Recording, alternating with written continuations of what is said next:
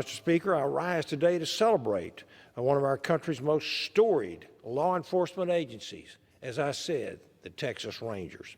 Since its creation 200 years ago as a force to defend settlers on the frontier of Texas, the Rangers have been a central part of my state's rich history.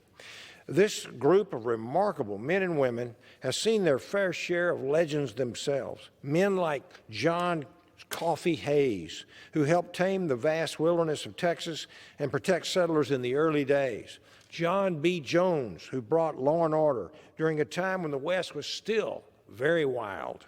And Frank Hamer, who took down the infamous Bonnie Parker and Clyde Barrow.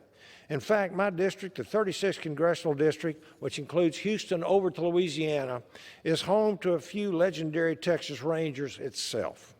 Major James T. Thomas grew up in Newton, Texas, right down the road from my hometown of Woodville, Texas.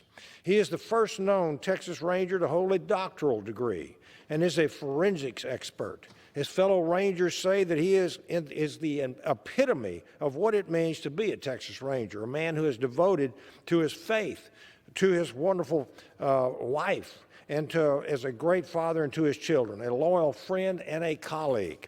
I'm also proud to represent other legends of the Texas Rangers. Brandon Bess, who is known for using modern techniques like genetic targeting to solve cold cases that are decades old. And Texas Ranger Joe Harrelson, who is the longest-serving Ranger in history.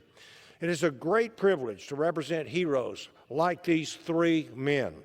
Throughout history, the Texas Rangers have protected presidents and dignitaries, captured bandits and burglars, and solved some of the most complicated criminal cases ever. They have always served their communities and the Lone Star State with distinction and bravery.